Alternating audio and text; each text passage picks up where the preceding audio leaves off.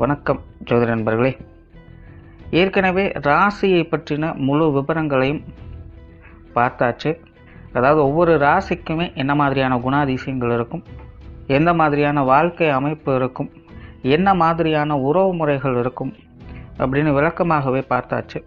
அதே போல் லக்ன விவரங்களையும் பார்த்தாச்சு. ராசி அமைப்பை போலவே லக்னத்திற்கும் ஒவ்வொரு விஷயங்களும் எப்படி இருக்கும் அப்படின்னு தனித்தனியாகவே சொல்லியிருக்கும். பார்க்காதவங்க டிஸ்கிரிப்ஷனில் லிங்க் இருக்கும், செக் பண்ணி பாருங்கள். இனி ராசி மற்றும் லக்னம் இது ரெண்டும் சேர்ந்த அமைப்பு எப்படி இருக்கும் அப்படிங்கிறத பற்றி பார்க்க போகிறோம். ஒரு குறிப்பிட்ட லக்னம் மற்றும் ராசியாக ஒரு மனிதருக்கு அமைந்து வரும் பொழுது அவங்களுக்கு என்ன மாதிரியான விஷயங்கள் இருக்கும் அப்படிங்கிறத பற்றி சில விளக்கங்களை ஜோதிடத்தில் பொதுவாக சொல்ல முடியும். இனி அந்த விஷயங்களை பற்றி தொடர்ச்சியாக பார்க்கலாம். பதிவை பார்க்கறதுக்கு முன்னாடி ஒரு சில விஷயங்களை கவனத்தில் வச்சுக்கோங்க. எப்பவும் சொல்லக்கூடிய விஷயங்கள் தான். இங்கு சொல்லக்கூடிய விஷயங்கள் முழுமையாக உங்களுக்கு பொருந்தணுங்கிற அவசியம் கிடையாது. ஏன்னா ஒரு மனிதனை பற்றி அவங்களுடைய சுய ஜாதகம் மட்டும்தான் முழுமையான விஷயங்களை சொல்ல முடியும். மற்ற விஷயங்கள் எல்லாமே ஒரு பொதுவான அமைப்பு கொண்டது தான். இங்கு சொல்லக்கூடிய விஷயங்களை நீங்கள் கிராஸ் பண்ணி வருவீங்க. உங்களுடைய வாழ்க்கையில் சில அனுபவங்களாகவும் உணர்வுபூர்வமான விஷயங்களாகவும் பெற முடியும். அதே போல் ராசி முக்கியமாக இல்லை லக்னம் முக்கியமாக அப்படின்னாலும் குழப்பிக்க வேண்டாம். ராசி லக்னம் அப்படிங்கிறதெல்லாம் பார்த்தீங்கன்னா ஒரு சில ஐடென்டிட்டி மட்டும்தான். ஜோதிட பலன்கள் எடுக்கிறதுக்காக பொதுவாக தெரிஞ்சிக்க வேண்டிய சில விஷயங்கள் அவ்வளோதான். மற்றபடி 9 கிரகங்கள் 12 கட்டம் 27 நட்சத்திரங்கள் கொண்ட ஒரு அமைப்பு தான் நமக்கு முழுமையாக முக்கியம். அதுதான் ஒவ்வொரு செகண்டும் நமக்கு தேவையான எல்லா விஷயங்களையும் தீர்மானிக்கிறது. அதனால் ராசி முக்கியமாக இல்லை லக்னம் முக்கியமாக அப்படின்னாலும் குழப்பிக்காதீங்க. நம்ம யாருன்னு கேட்டால் நம்மளுடைய பேரை எப்படி ஒரு அடையாளமாக சொல்கிறோமோ அந்த மாதிரி தான் நம்மளுடைய சுய ஜாதகத்திற்கு அடையாளமாக இந்த ராசியும் லக்னமும் அமைந்து வருது. மற்றபடி இங்கே எல்லாமே முக்கியம் அப்படிங்கிறத மனசில் வச்சுக்கோங்க. மிதுன ராசி துலாம் லக்னம். இந்த மிதுன ராசி துலாம் லக்னத்தில் பிறக்கக்கூடியவங்களை யோகவான்கள் அப்படின்னு சொல்லலாம். யோகம் அப்படிங்கிற சொல்லுக்கு அர்த்தம் என்ன அப்படின்னு பார்த்தீங்கன்னா ஒன்றிணைதல் அப்படின்னு அர்த்தம். ஸோ அந்த மாதிரி தான் இந்த மிதுன ராசி துலாம் லக்னத்தில் பிறந்தவங்க மற்றவங்களோடு ஈஸியாக மிங்கிள் ஆகிடுவாங்க. பொதுவாகவே துலாம் அப்படின்னு எடுத்துக்கிட்டாலே அது ராசியாக இருந்தாலும் சரி லக்னமாக இருந்தாலும் சரி அவங்கள வெகுஜன பிரியர்கள் அப்படின்னு தான் சொல்லணும். அவங்க பெரும்பாலும் தனிச்சு எதையுமே செயல்படுத்த மாட்டாங்க. மற்றவங்களோடு சேர்ந்து அல்லது மற்றவங்களுக்காக அந்த விஷயங்கள் காரியங்களில் ஈடுபடுவாங்க. ஸோ பெரும்பாலும் இந்த துலாம் ராசி துலாம் லக்னத்தில் பிறக்கக்கூடியவங்களாம் பார்த்தீங்கன்னா யாரோ ஒருத்தருடைய சப்போர்ட்டில் இருப்பாங்க, இல்லைன்னா சப்போர்ட்ஃபுல்லாக இருப்பாங்க. இந்த ஒன்றிணைதல் அப்படிங்கிறது இதுதான் விஷயம். ஒன்று இவங்க சேர்ந்துருப்பாங்க, இல்லைன்னா மற்றவங்க இவங்ககிட்ட சேர்ந்துருப்பாங்க. பட் ஏதாவது ஒரு வகையில் இணைப்பு அப்படிங்கிறது இருந்துக்கிட்டே தான் இருக்கும். ஸோ இது ஜென்ரலாகவே துலாம் அப்படின்னு எடுத்துக்கிட்டாலே வரக்கூடிய ஒரு குணாதிசயம் தான். மிதுனம் அப்படின்னாலே பேச்சுக்கு பேர் போனது அப்படின்னு சொல்லலாம். இயற்கையாகவே இந்த மிதுன ராசி மிதுன லக்னக்காரங்களுக்கு பேச்சாற்றல் அப்படிங்கிறது இருக்கும். பேச்சாற்றல் அப்படிங்கிறது சரளமாக பேசக்கூடியது மட்டுமல்ல, சாமர்த்தியமாக பேசக்கூடியதும் தான். சிலர்லாம் பார்த்திங்கன்னா பேசியே காரியம் சாதிப்பாங்க, சிலர்லாம் பார்த்திங்கன்னா பேசாமலே காரியம் சாதிப்பாங்க. இடம் பொருள் ஏவல் அறிந்து பேசணும் செயல்படணும் அப்படிங்கிறத இந்த மிதுனத்தில் பிறந்தவங்க ராசியாக இருந்தாலும் சரி லக்னமாக இருந்தாலும் சரி அவங்களுக்கு இயல்பாகவே வரும்.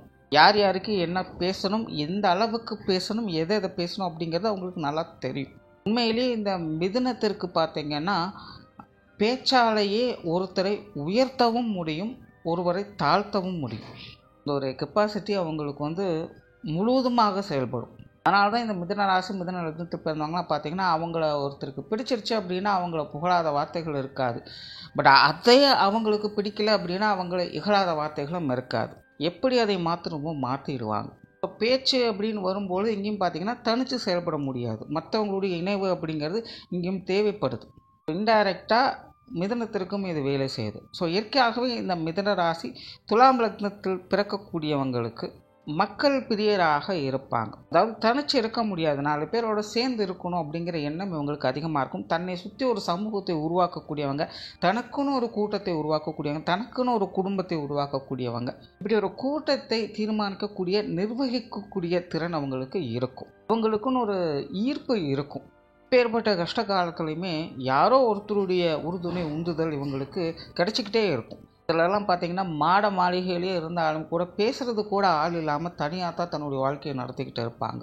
தனிமை தான் இந்த வாழ்க்கையிலேயே ரொம்பவுமே கொடுமையானது அப்படின்னு சொல்லலாம். அந்த மாதிரியான ஒரு நிலை இந்த மிதுன ராசி துலாம் லக்னத்தில் பிறந்தவங்களுக்கு 99.99% ஏற்படுறதே கிடையாது. எப்பேற்பட்ட கஷ்ட காலங்களையும் யாரோ ஒருத்தருடைய சப்போர்ட் அப்படிங்கிறது உங்களுக்கு கிடைக்க ஆரம்பிச்சோம். அந்த யாரோ ஒருத்தர் யார் அப்படிங்கிறதான் அவங்களுடைய சுய ஜாதகம் நிர்ணயம் பண்ணுது. தவிர இயற்கையாகவே இந்த மிதுன ராசி துலாம் லக்னத்தில் பிறக்கக்கூடியவங்களுக்கு ஆன்மீக பற்றுதல் அப்படிங்கிறது அதிகமாக இருக்கும். கடவுள் நம்பிக்கை, மத சம்பந்தப்பட்ட விஷயங்களில் கூட அவங்களுக்கு ஈடுபாடுகள் அதிகரிக்கும். இந்த ஆச்சார அனுஷ்டானங்களை கடைபிடிக்கக்கூடியவங்களாக இருப்பாங்க.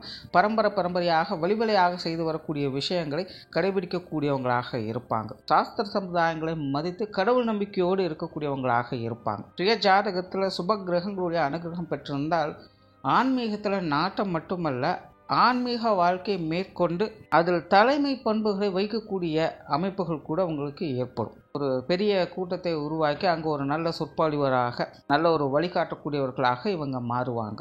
உங்களுடைய பேச்சு திறனுக்கு அந்த ஒரு வசியம் இருக்கும். இயற்கையாகவே இந்த மத ரீதியான விஷயங்கள், ஆன்மீகம் சார்ந்த விஷயங்களில் பேச்சுவார்த்தைகள் உங்களுக்கு அதிகமாக இருக்கும். பட் அதுவே அசுப கிரகங்களுடைய சேர்க்கை ஏற்பட்டுடுச்சு அப்படின்னா திட்டிகிட்டையாவது கடவுளை நினச்சிட்டு இருப்பாங்க. நாத்திகம் பேசி ஆத்திகராக மாறக்கூடியவங்களாக இருப்பாங்க. இல்லைனா ஆரம்ப காலகட்டங்களில் ஆத்திகம் பேசக்கூடியவங்களாக இருப்பாங்க. கடைசி காலகட்டங்களில் நாத்திகத்துக்கு மாறக்கூடியவங்களாக இருப்பாங்க. இந்த நெகட்டிவ் கிரகங்களுடைய சேர்க்கை ஏற்படுச்சு இந்த ரெண்டு நிலைகளுமே செயல்படும். ஸோ எப்படியோ ஏதோ ஒரு நிலைகளில் ஆன்மீக சிந்தனைகள் அப்படிங்கிறது இவங்களுடைய வாழ்க்கையில் தவிர்க்கவே முடியாது. பெரியோர்களை மதிக்கக்கூடியவங்களாக இருப்பாங்க. தன்னை விட வயதில் மூத்தவங்க, உயர் பதவிகளில் இருக்கக்கூடியவங்க, சமூகத்தில் நல்ல ஸ்டேட்டஸில் இருக்கக்கூடியவங்க கிட்டலாம் இணக்கமான பழக்க வழக்கங்களை வைத்துக் கொள்ளக்கூடியவங்களாக இருப்பாங்க. ஒரு பெரிய நபர்களுடைய சகவாசம் அப்படிங்கிறது இவங்களுடைய வாழ்க்கையில் சில காலகட்டங்களுக்காவது இவங்களுக்கு அமையப்பெறும்.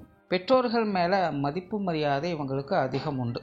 இன்னும் சொல்ல போனால் இந்த மிதுன ராசி துலாம் லக்னத்தில் பிறக்கக்கூடியவங்களை பெற்றோர்கள் பாசத்திற்காக இயங்கக்கூடியவங்க அப்படின்னு கூட சொல்லலாம். இங்கேயும் பார்த்தீங்கன்னா சுய ஜாதகத்தில் சுப கிரகங்களுடைய அனுகிரகம் இருக்கும் பட்சத்தில் பெற்றோர்களுடைய ஆசையும் அரவணைப்பும் பூர்ணமாக கிடைக்கப்பெற்றவங்களாக இருப்பாங்க.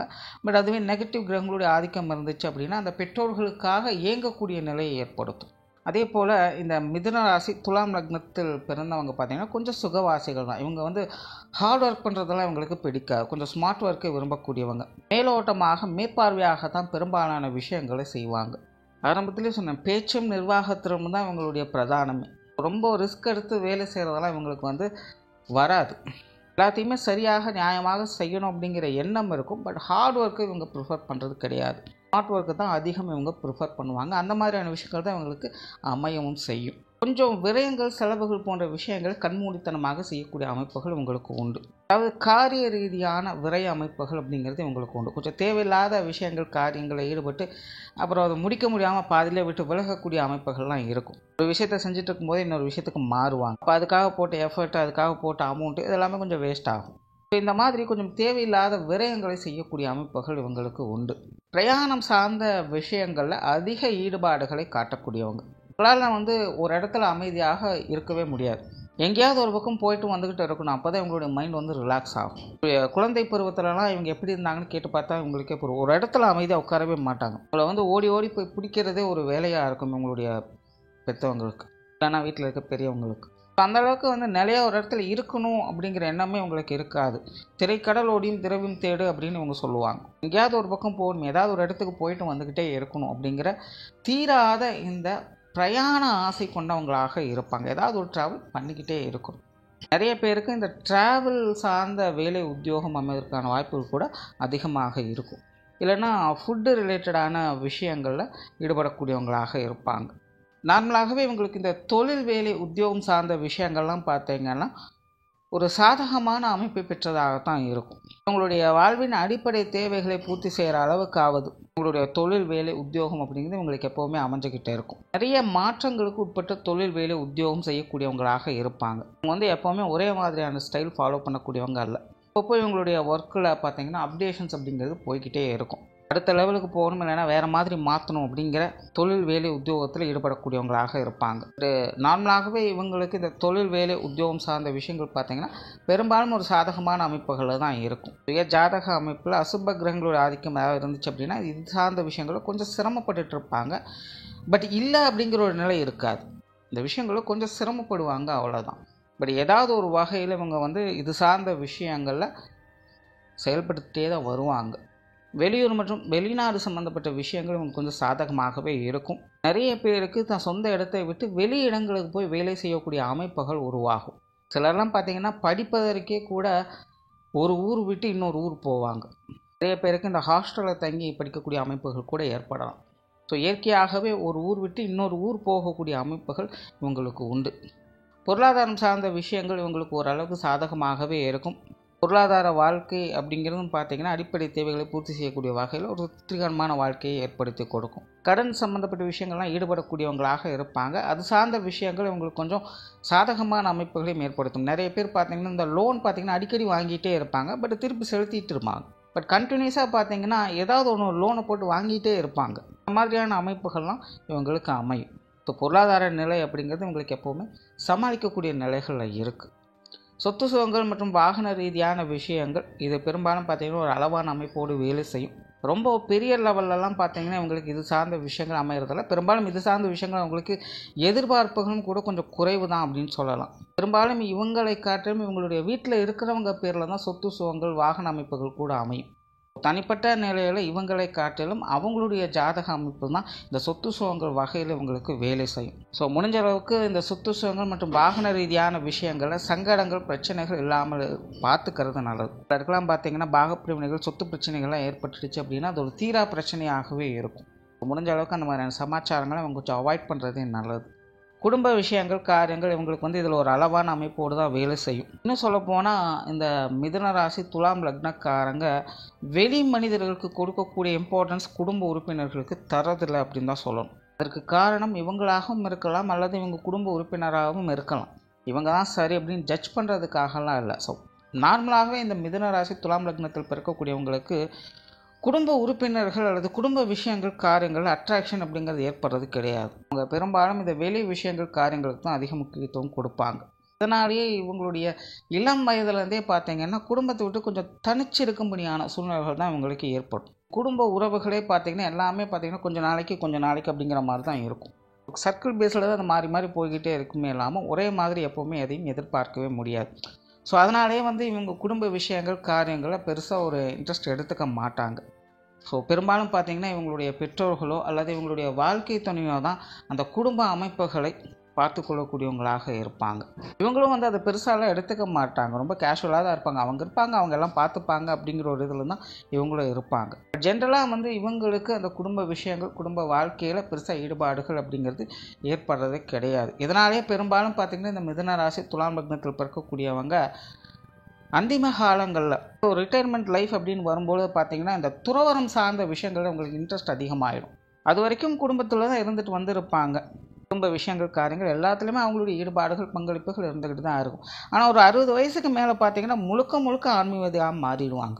ஸோ இந்த மாதிரியான ஒரு அமைப்புகள் கூட இவங்களுக்கு அதிகமாக வேலை செய்யும். ஸோ குடும்ப வாழ்க்கை அப்படின்னு வரும்பொழுது இவங்களுக்கு கஷ்ட நஷ்டங்கள் பிரச்சனைகள் அப்படிங்கிறதெல்லாம் இருக்கும் அப்படின்னு சொல்கிறத விட தனிப்பட்ட முறையில் இவங்களுக்கு அந்த விஷயங்களில் இன்ட்ரெஸ்ட் குறைவு அப்படிங்கிறதான் சொல்லணும். பெற்றோர்கள் சார்ந்த விஷயங்கள் ஆரம்பத்தில் சொன்ன மாதிரி பெற்றோர்கள் மேலே இவங்களுக்கு ஈர்ப்பு ஜாஸ்தி. நார்மலாக பெற்றோர்களுடைய பாசத்துக்கு இயங்கக்கூடியவங்க. இந்த விஷயங்களில் இவங்களுக்கு சுய ஜாதகம் நல்லபடியாக இருந்துச்சு அப்படின்னா இவங்களுக்கு பெற்றோர்கள் வகையில் சுக வாழ்க்கையை பெற முடியும். நார்மலாகவே இந்த பொருளாதாரம் சார்ந்த விஷயங்களில் இவங்களுடைய பெற்றோர்கள் கொஞ்சம் நிபுணத்துவம் பெற்றவங்களாக இருப்பாங்க. அதே போல் இவங்களுடைய பெற்றோர்களுக்கெல்லாம் பார்த்திங்கன்னா எப்போவுமே கொஞ்சம் சுயநலத்தோடு தான் வேலை செய்யும். எப்போவுமே தான் அப்படிங்கிறத பிறகு தான் மற்ற விஷயங்கள், தனக்கு மிஞ்சின பிறகு தான் தானும் தரும் அப்படிங்கிற கான்செப்ட் தான் அவங்களுக்கு அதிகமாகும். தன்னுடைய சுய முன்னேற்றத்தால் மேலே வந்தவங்களாக இருப்பாங்க. அதனாலே இவங்களுடைய பெற்றோர்கள்லாம் பெரும்பாலும் பார்த்திங்கன்னா மற்றவங்களுக்காக அப்படின்னு எதையும் எவ்வளோ சீக்கிரம் செய்ய மாட்டாங்க. நம்மளை பார்ப்போம் மற்றவங்களை பார்க்கலாம் அப்படிங்கிற மைண்ட் செட்டில் தான் இருப்பாங்க. இவங்களுக்கு கொஞ்சம் நேரம் ஆப்போசிட் அப்படின்னு கூட சொல்லலாம். நார்மலாகவே இந்த மிதுன ராசி துலாம் லக்னத்தில் பிறக்கக்கூடியவங்களுக்கு பெற்றோர்கள் மேலே அன்பு பாசம் பிரியம் அதிகமாக இருக்கும். சுய ஜாதகம் எப்படியோ அதுக்கு தகுந்த மாதிரியான மாற்றங்களும் அவங்களுக்கு ஏற்படுது. உடன்பிறப்புகள் சம்மந்தப்பட்ட விஷயங்களும் கிட்டத்தட்ட அப்படி தான். அவங்களுடைய பெற்றோர்களுக்கு எப்படி சொல்லணும் அதே மாதிரி தான். உங்களுடைய மூத்த உடன்பிறப்புகள் இருந்தாங்கன்னா பெரும்பாலும் அவங்க பார்த்திங்கன்னா அவங்களுக்கு முதல்ல ஃபஸ்ட் ப்ரிஃபரன்ஸ் கொடுத்துட்டு தான் மற்ற வேலைகளே பார்ப்பாங்க. எந்த ஒரு விஷயம் காரியமாக இருந்தாலும் அதில் அவங்களுக்கு என்ன பெனிஃபிட் இருக்குது அப்படிங்கிறத பார்த்து அவங்க செயல்படவே செய்வாங்க. ஏன்னா இயற்கையாகவே சுதாரிப்புத்தன்மையும் நிர்வாகத்தன்மையும் அவங்களுக்கு ஜாஸ்தி. இயற்கையாகவே நிறைய பொறுப்புகள் அவங்களுக்கு இருக்கும். இப்போ எதையும் கேர்லெஸ்ஸாக லூஸ் பண்ணிடக்கூடாது அப்படிங்கிறதுக்காக எல்லா விஷயங்களையுமே கொஞ்சம் அதிக கேர் எடுத்துக்கக்கூடியவங்க.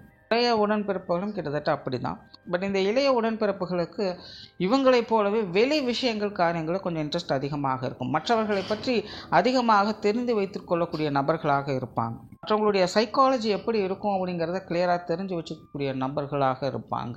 மற்றபடி ஜென்ரலாகவே இந்த உடன்பிறப்புகள் அப்படின்னு வரும்பொழுது இவங்களுக்கு ஒரு அளவான அமைப்புகள் தான் வேலை செய்யும். திருமண வாழ்க்கை, இவங்களுடைய திருமண வாழ்க்கையை பொறுத்த வரைக்கும் கொஞ்சம் கான்ட்ரவர்சியலாக தான் இருக்கும்.